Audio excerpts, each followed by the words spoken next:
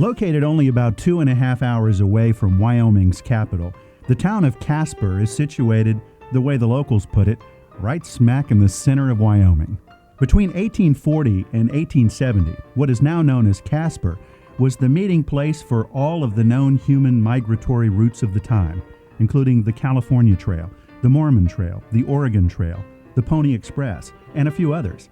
These trails were used by more than 500,000 people in what is now known as the largest human migration in the history of the world.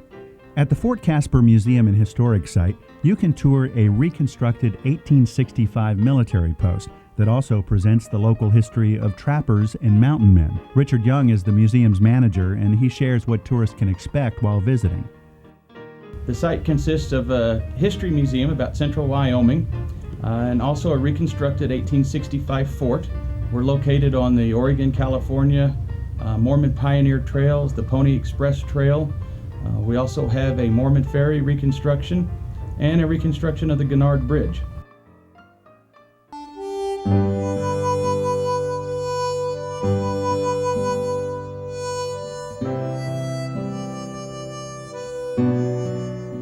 The first occupation of the site was 1847 with Brigham Young and the Pioneer Party, and they operated a ferry to get across the river and continue on west on the trail.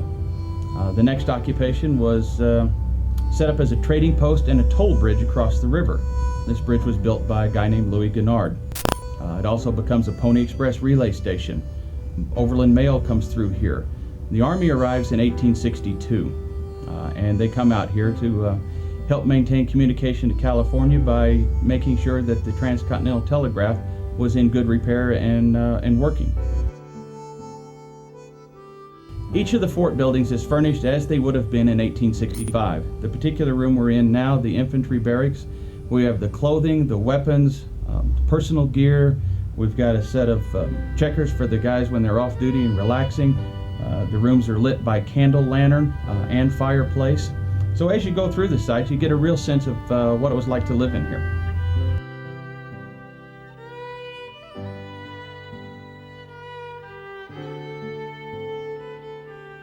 We're now in the commanding officer's room. Beside me here is a model 1859 McClellan saddle. The difference between the officer's saddles and the enlisted men's saddles is this leather covering that you'll see.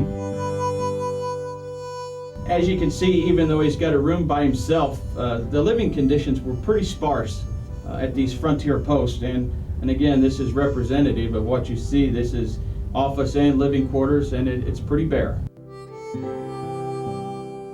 The map in the commanding officer's quarters is an 1865 map, and it gives you an indication of how the territories were divided.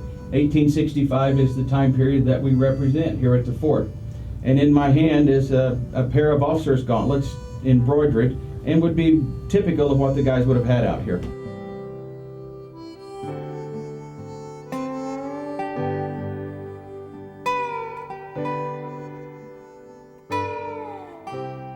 Probably the most interesting tourist destination in Casper is the National Historic Trails Interpretive Center. It's a cooperative venture between the City of Casper, the National Historic Trails Center Foundation, and the Bureau of Land Management. The center displays 7 interactive exhibits, guided narratives, and multimedia displays.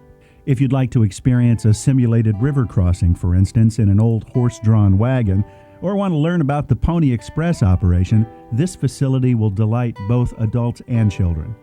Jude Carino works at the Interpretive Center, and he was kind enough to tell us more about the place. Here in our center, we talk about the largest unforced overland migration in the history of the world. Over 500,000 people walked on their way to free land, to practice their religion, and of course, free money. And we do this in an interpretive way rather than a standard museum format. Our center is located in Casper, Wyoming, because it was one of the most crucial spots along the Oregon, the Mormon, the California, and the Pony Express trails. It was at this spot here in Casper, Wyoming, where all of the immigrants had to leave their good friend, the North Platte River. They had spent over 600 miles following their friend, having consistent water, consistent feed for the animals every day, day after day, and this was the spot they had to leave their friend, the North Platte. right, welcome to the last crossing of the Platte River. Here we're going to have a virtual crossing of the Platte in a wagon. And we're going to have you come in and sit down. Come on in and sit down, folks. It's time to cross the river.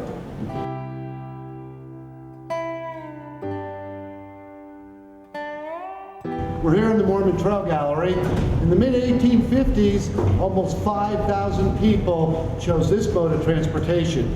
As you can see, I'm pushing a hand cart, similar to a wheelbarrow today, but in the 1850s, you put all your possessions on the back of this cart, and you pushed and pulled with your family 1,000 miles into the Salt Lake Valley.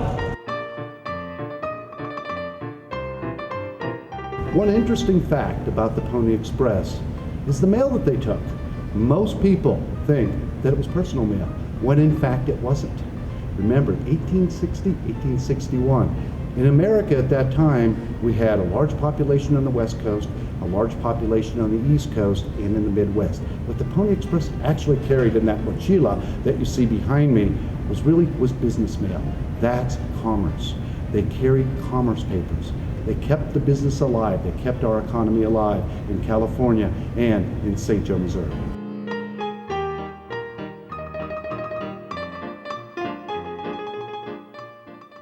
But Casper is not just about history, as it offers numerous outdoor activities, including a well-designed biking system.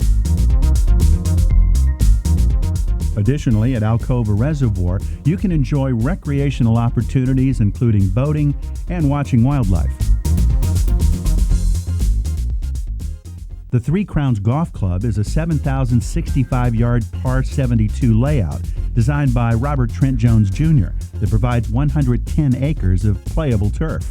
The golf course is built on a former Amoco oil refinery site, and it sits atop a remediation project that will be ongoing. Dave Rapper is the general manager of the club, and he explains.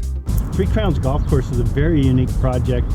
First of all, it's built on what used to be a gasoline refinery back in the 1900s and up until 1984. And to have a Robert Trent Jones Jr. designed golf course in Casper, Wyoming, a lot of people didn't believe that would ever happen.